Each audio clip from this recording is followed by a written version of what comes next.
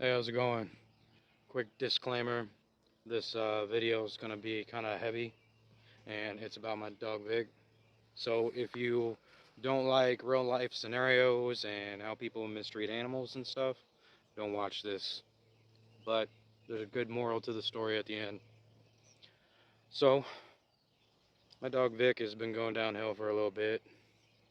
Basically, he got lung cancer, and his vital organs are starting to slow down. And he probably only has a few days left before he needs to be put down. I do not want him in pain or whatnot, so that's unfortunate. The fortunate part is he has found himself a good life with me and my family. See, Vic was a rescue dog. When we found him, he was being given away. He had just recently killed the neighbor's cat. He lived very rural, but he spent his life in a kennel made of chicken wire, 3 foot high, 8 by 8, and then covered with chicken wire.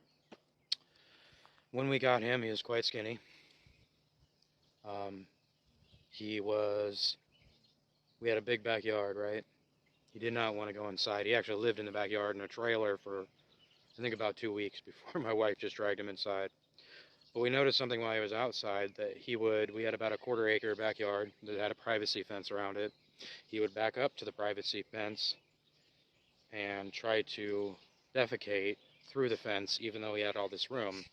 We came to understand that he didn't want to, he was just used to doing that because he lived in such a small space for so long. What had happened is he had got loose or dug his way out, and because he didn't know how or what to do, he's being a coonhound, he just chased things, and he ended up killing the neighbor's cat. So he was just untrained, didn't have any time with anyone, didn't understand what he needed to do and how he needed to act. He was just pretty rejected. You could tell he'd been abused too, because if you scolded him, he did not like to be cornered, and he would not let you behind him. Why? Because he probably had been kicked. So it took a really long time with Vic. We did a lot of takedown. We tried to find him a new home, and everybody was very interested in Vic because he was a blue tick, and his ticks were very beautiful.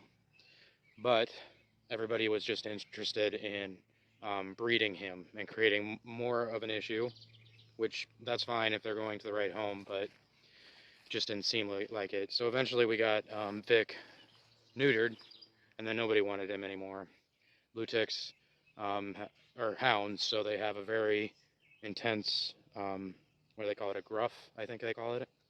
But they bark much different than other dogs. It is very loud. It is always one level. But so I mean, after so long, we decided just to keep him and take him in.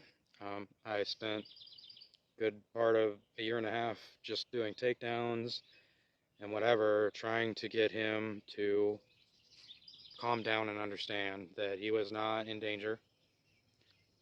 He was in good hands. I think the longest period was the food aggression. But when I first saw Vic, I said, I know you.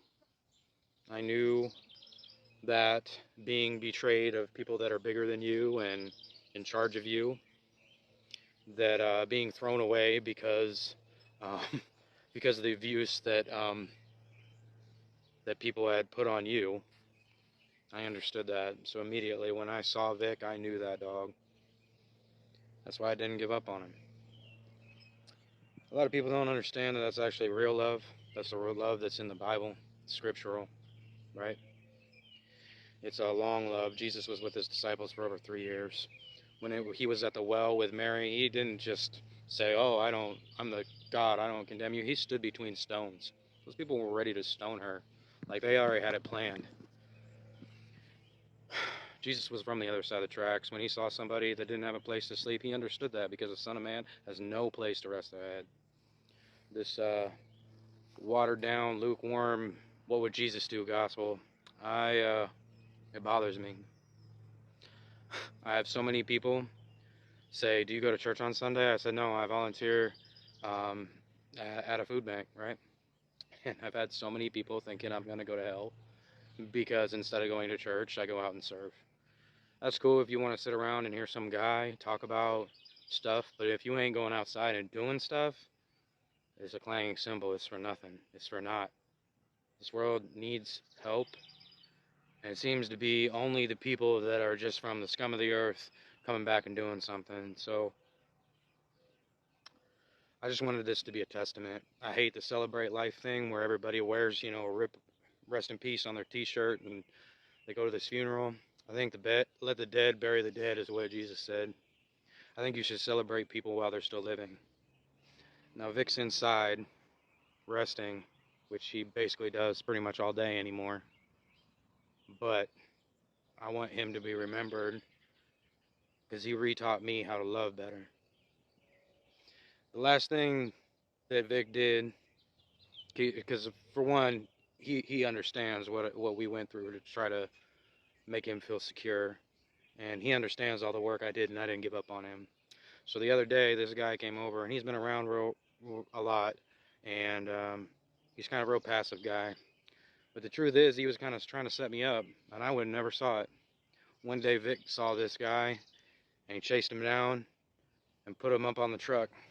Like the guy standing on the truck. I ain't never seen Vic go after somebody like that. He pulled the chain, he just popped it right out of the ground. Popped it right out. Chased him down, hairs up. I'm grabbing him by his harness, trying to pull him off. Come find out this dude's trying to set me up. Like he had been talking about me and they had been talking about plans or whatever. But my dog saw it. That's why so many of the disciples were willing to die for Jesus and what they had seen because it was real. See, real love can't be faked. It's not a t-shirt, it ain't a bracelet. It's action. I didn't really plan this video, I just knew it needed to be done. Because I love that dog, and he loved me back. And the only reason I can love because I was loved like that is because I was first loved. And somebody loved me, and that taught me how to love. Love's love's the answer. So, go out and do something.